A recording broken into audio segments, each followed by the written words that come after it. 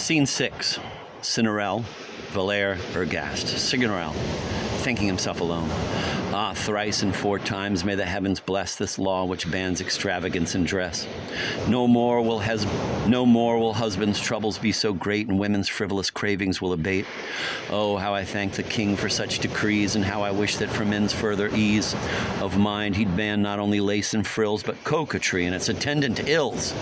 I've bought this edict so that Isabel may read it aloud to me and learn it well. Some evening when her tasks are all complete, we'll have it for an after-supper treat.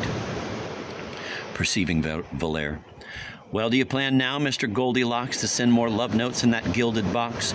You thought you'd found a young coquette who'd be fond of intrigue and honeyed flattery, but what a chill response your offerings got. Believe me, lad, you waste your powder and shot. She's a sensible girl, it's me she loves. Why aim at one who scorns you? Go hunt for easier game. Valere, indeed your merits, which all the world admires, are a hopeless barrier, sir, to my desires. Such as I love her, it's folly on my part to vie with you for Isabel's hand and heart. Signorelle. Quite right, it's folly, Valere. I wouldn't furthermore have yielded to the charms which I adore had I foreseen that I was doomed to meet in you a rival no man could defeat. Signorelle. I quite believe you, Valere. I now can hope no longer and freely grant, sir, that your claim's the stronger. Signorelle. Well done, Valere. In this I merely do what's right, for, sir, your many virtues shine so bright that I'd do wrong to take a grudging view of Isabel's great tenderness toward you. Signorelle. Of course, Valere, your victory then I don't contest. But, sir, I pray you, it's the sole request of a poor lover whom you have overthrown, and whose great pains are due to you alone. I pray you, sir, to say to Isabel that in these months I've spent beneath her spell, my love's been pure and never entertained a thought by which her honor might be pained. Signorelle. Agreed, Valere. That the one thing I desired of life was that I might obtain her for my wife, till fate obstructed my desire, revealing that she was bound to you by tenderest feeling. Signorelle. Good, Valere. That, whatever happens, she must not think that her charms will ever be forgot. That, let the heavens treat me as they may, my fate's to love her till my dying day, and that your merits, of which I stand in awe, are the sole reason why I now withdraw. Signorelle. Well said. I'll go at once and give her this message, which she will scarcely take amiss. But if I may advise you, do your best to drive this fruitless passion from your breast. Farewell. Ergast to Valere. What a perfect dupe, Signorelle alone. It makes me sad to see the anguish of this lovesick lad. 'Twas his misfortune to suppose that he could storm a fortress long since won by me. Scene 7. Signorelle, Isabel. Signorelle. Never did any swain so hang his head to see his billy due come back unread. He's lost all hope and will no longer woo you, but begs me to convey this message to you. That in his passion he never entertained a thought by which your honor might be pained, and that the one thing he desired of life was that he might obtain you for his wife, till fate obstructed his desire, revealing that you were bound to me by tenderest feeling. That whatsoever happens, you must not think that your charms will ever be forgot. That, let the heavens treat him as they may, his fate's to love you till his dying day, and that my merits, of which he stands in awe, are the sole cause which leads him to withdraw. Those are his touching words. I cannot hate him. He's a decent fellow, and I commiserate him. Isabel, aside. Those sweet words but confirm my heart's surmise. I read his pure intentions in his eyes. Signorelle. What did you say? Isabel. I said that I'm distressed to hear you pity a man I so detest, and that if you truly loved me, you would share my rage at the affronts he's made me bear. Signorelle. But he didn't know, dear, that your heart was mine, and his intentions were so pure and fine that one can hardly... Isabel. Is it well-intended prey to seize a person and carry her away?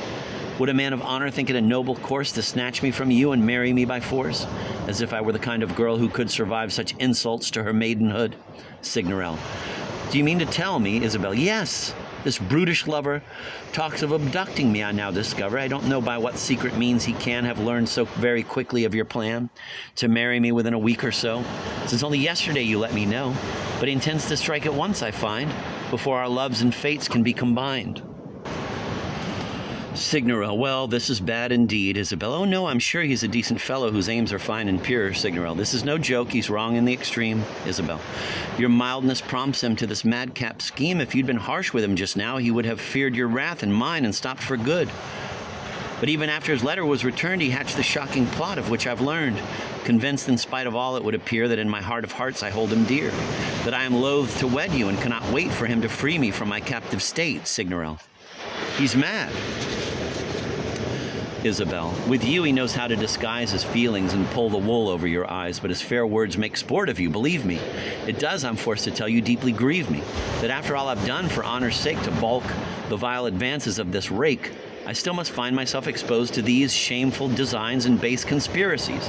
Signorel, there, don't worry. Isabel, I swear if you do not rebuke him fiercely for this impudent plot, and find a way to put a stop at once to this bold rogue's continual affronts, I shall embrace some desperate solution, and once for all escape his persecution. Signorel, come, my little dear, don't fret and frown. I'll go at once and give him a dressing down. Isabel, tell him it's useless to play innocent, that I've been fully informed of his intent, and that whatever he may now devise, I challenge him to take me by surprise.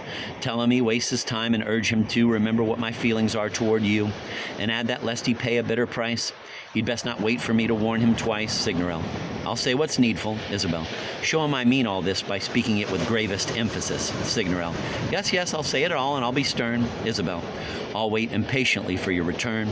Please hasten back to me with all your might. I'm desolate when you are out of sight.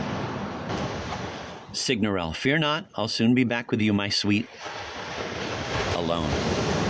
Was ever a girl more prudent, more discreet? How happy I am, how fortunate to find a wife so suited to my heart and mind. Yes, that is how our women ought to be. Not like some wives I know, whose coquetry and bold amours have managed to embarrass their wretched mates before the whole of Paris. Knocking at Valaire's door. Oh, there, my fine and enterprising swain.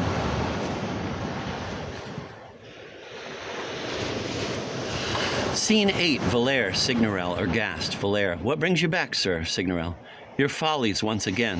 Moliere, what? Signorel, come, you understand my reference. Frankly, I thought that you had better sense. You've hoaxed me with fine speeches and continue to harbor vain and foolish hopes within you. I've wished to treat you gently, but see here, if this goes on, my rage will be severe. Aren't you ashamed that you, a gentleman, should stoop to such skullduggery, should plan to abduct a decent girl and cheat her of a marriage, which would bring her joy and love? Moliere, sir, where did you hear this curious news? Do tell. Signorel, let's not dissemble. My source is Isabel, who for the last time tells you through my voice that she's informed you plainly of her choice, that she's mine and hates this plot that you've devised, that she'd rather die than be thus compromised, and that there will be dire results unless you put an end to all this foolishness. Moliere, if that is truly what she said, it seems that there's no future for my ardent dreams. Those plain words tell me I must yield at last and bow before the sentence she has passed. Signorel, do you doubt, then, that they came from her? These words I've brought you as her messenger? Would you care to hear them from her lips? I'm quite prepared to allow it just to set you right.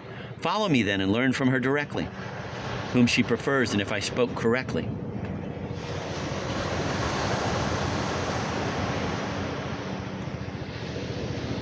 Scene 9. Isabel, Signorel, Moliere. Isabel, you've brought him here to me with what design? Have you taken his side and forsaken mine? Have his merits charmed you so that I'm to be compelled to love him and bear his company? Ah, no, Signorel. Ah, no, I'd never give you up, my precious, but he thinks that my reports were meretricious, that I falsified your feelings.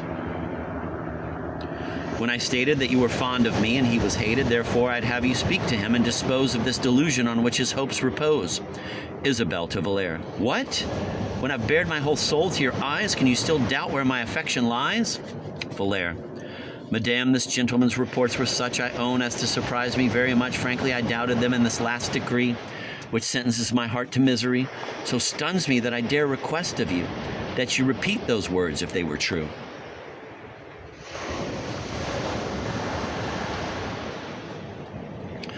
Isabel, no sentence that I've passed should have surprised you. Of what I feel, my plain words have advised you. But since my judgments had both truth and strength, I don't mind stating them at greater length. Yes, hear me, gentlemen, and believe me, too. Fate here presents two objects to my view, who agitate my heart with sentiments quite different, though equally intense. The first, whom honor bids me choose, I deem worthy of all my love, all my esteem. The other one's affection gains from me all my resentment and antipathy. The presence of the first is dear and sweet, makes my soul's felicity complete. As for the other, my heart is seized by grim hatred and horror at the sight of him. The first I long to marry, while if I were forced to wed the other, I'd wish to die. But I've now said enough of what I feel and borne too long the pains of this ordeal. It's time for him I love to terminate decisively the hopes of him I hate, and by a happy marriage deliver me from torments worse than death itself could be. Signorel, there, I'll grant your wishes, little one. Isabel, I'll have no happiness till that is done. Signorel, you'll soon be happy, Isabel.